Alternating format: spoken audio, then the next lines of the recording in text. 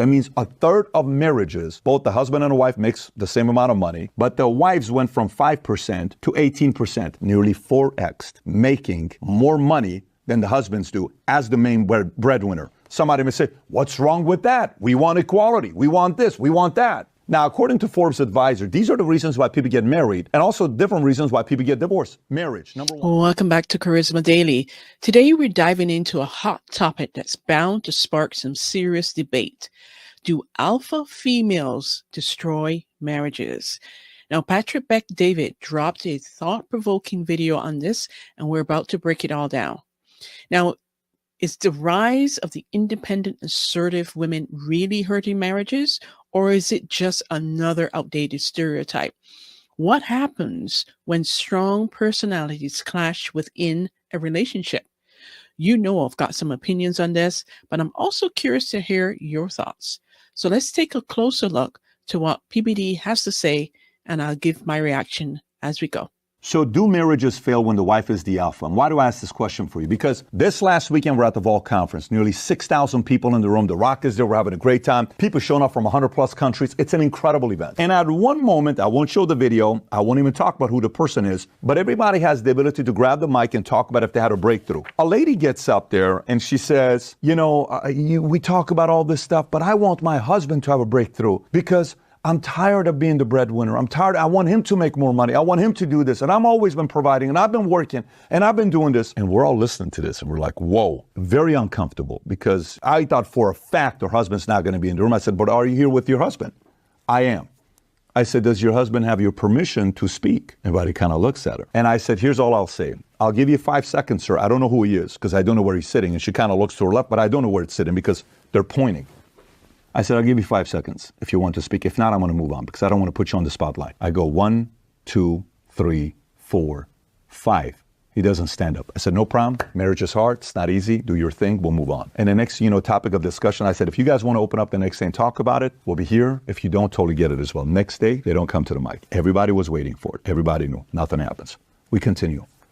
So then the conversation starts. Well, we're going to dinner. Does it work? Does it not work? I don't know. This is not about this. It's not about what's wrong with that. What's wrong if the woman's the alpha and all this other stuff? Look, I got a bunch of different data for you. 70% of divorces are initiated by the wife. I got some data and I got some points on if it's a good idea or not. And at the end of the day, if you agree with me, give it a thumbs up and subscribe to the channel. If you don't agree with me, comment below and let us know how you feel. All right, so let me show you some data here from 1972 till 2022. Husbands being the main breadwinner, wives being the main breadwinner, and egalitarian, which means the husband and the wife make 40 to 60% of the household income together. And if those statistics have gone up, have gone down, what it looks like. So here's what it looks like. The black are husband's primary or sole breadwinner, okay? Pink is egalitarian. They both make money. Yellow is wife as the primary or sole breadwinner of the household. In 1972, 85% of husbands were the primary breadwinner. In 1972, egalitarian was only 11% husband and wives, and wives were only 5%. Remember, this was only 52 years ago. Fast forward to today, husbands dropped 30% from 85% to 55%.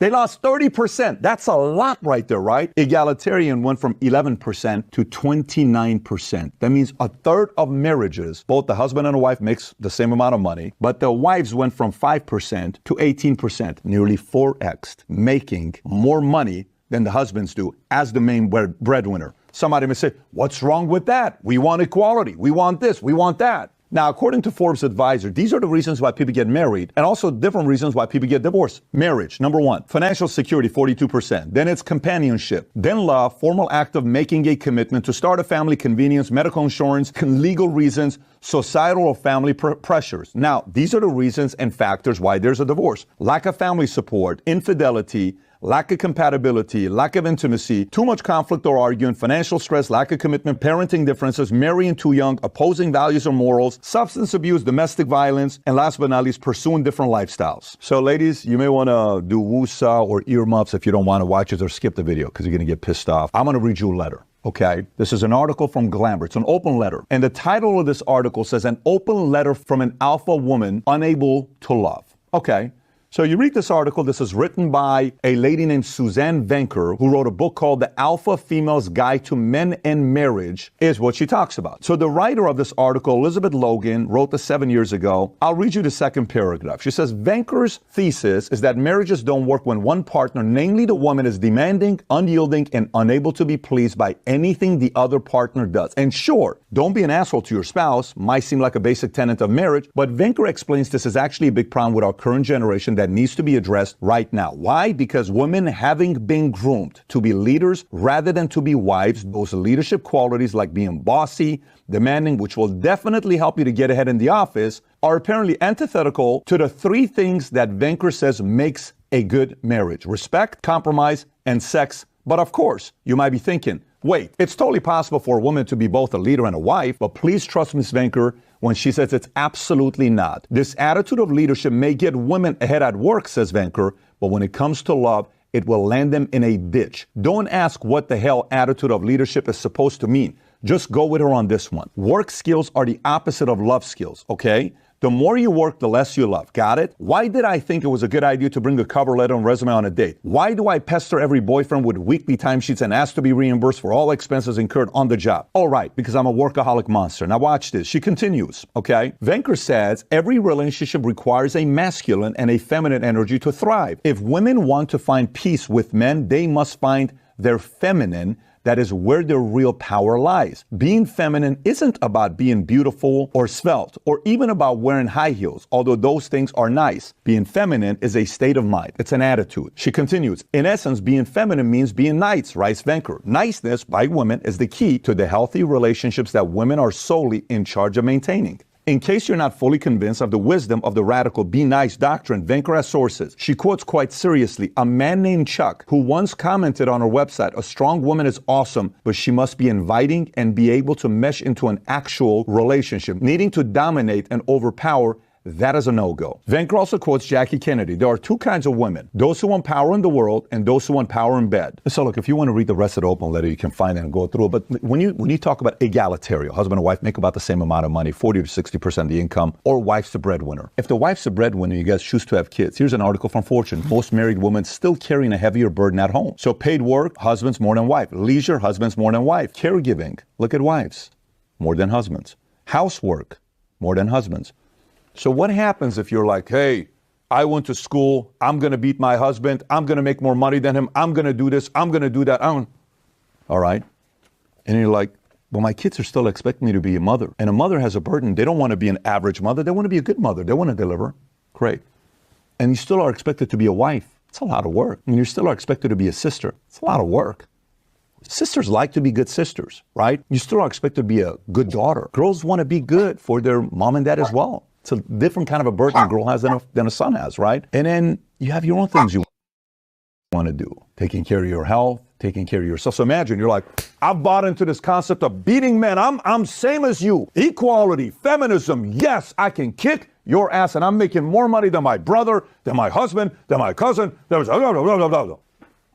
I'm freaking burned out. I don't want this, but I don't respect the man I marry because now officially I'm the husband, she's a wife. I don't want to be married to a wife. I want to be married to a husband. You indirectly have taken that away from him. Now somebody said, well, this is on the man. Yes, I don't disagree. This is why I recommend men reading the book No More Mr. Nice Guy. It's a tough book, by the way, when you read it. You're going to be challenged a lot, right? But somebody listen and say, yeah, I don't know, man. I kind of want my husband to be the husband. And normally that transition of going like this, it's so big because he's been like that to you, gradually going like this. And now you want me to change overnight? Oof, tough to do. Right? And that's exactly what happened at this event. Another lady got up and says, I'm on my second marriage. First marriage was 10 years. Second marriage was 10 years as well. It's probably not going to be working out. It's like, why? Maybe if that's what you're solving for too, just money, totally get it. But if it's more than that, it's tough to do. Watch this article here. A couple things on marriage.com. Why this doesn't work out. Wives playing the mother. The wife starts treating her husband like a child. So if the boss babe is making all this money, look at your husband as your son. And you look at your husband and say, you don't respect your son. You didn't marry a man to be your son. You married a man to be your man. You don't look at him like that anymore. It's your son. Hey, clean up. Why don't you do this? Why don't you do that? I want you. You talk to your husband like that? You don't respect your husband if you talk like that, right? Compare him to other men. You know what other men do? You know, the emotional manipulation, you know, the aggression, all these other things that's going on, you know, other interests, you know, fighting, comparison, neglecting, and then, you know, you don't do as much as I do. Do you understand what I do for this man? Do you know what I'm saying? Finally, the man's like, dude, listen, man, I can't do this anymore. That's what's going on today. And unfortunately, many women bought into this feminist movement, and there is no, I want to get a refund. Many lost 10 years. Some lost 20 years. Some lost 30 years. Some are in their 60s, not married, no kids, but they're a boss babe. Was that the right choice? If it's what you wanted, all in. But if you're watching this and you're kind of like, man, I do not want that part. Well, you may want to consider changing your strategy before it backfires on you. In most cases like this, the husband is so burned out and the wife is so done that they're like, dude, I don't even know if we can go through this or not. But if you believe in God, you go to church, you have a community you're a part of, and it's a true decision that you guys want to make collectively together, and you want to find a way to make it work with your kids, with a lot of effort and focus on it, it could work. But it will be very hard, and it will be a lot of work. Well, for some of you that are maybe single, not married yet, you can always, they say wisdom is when you can borrow from other people's experiences to learn from them. This is an opportunity to be wise, not just smart. Again, ladies, before you come and slash my tires, how dare you make a video like this and make my husband and I argue? Fellas, I'm also talking to you. Why did you let this happen to you? Huh? Who told you this was the right thing to do? Did the mob screaming off the top of their lungs convince you and close you that you need to be this feminine husband? Is that what they did to you? Well, listen, you're also part of the problem. I'm not sitting here going after women. It's 50-50. Both of you bought into this nonsensical type of idea. And now you're realizing it's not an idea I wanted to buy into, okay? So if you got value and you agree with this video, give it a thumbs up and subscribe to the channel. Wow. Patrick McDavid dropped some gems. I mean, it's so true. This feminism nonsense has really damaged relationships, make women act like they're men. And, you know, when you're trying to be the man and against the man in the relationship, it's not going to work. And then he becomes more feminized and the marriage goes downhill from there. So what do you think? Do you agree with Patrick Beck's argument that alpha females can destroy marriages? Or do you think that relationships are more about the individuals involved rather than the outdated gender roles? And I shouldn't say outdated because they're really not outdated. I think they're, the gender roles, it really helps create healthier relationships. Let's be real. They do. Drop your thoughts in the comments below and let's get a conversation going. I'd love to hear how these dynamics play out in today's society and maybe in your relationship. Thanks for tuning in. Be sure to like, subscribe, and hit the notification bell so you don't miss any future episodes. Until next time, take care and bye for now.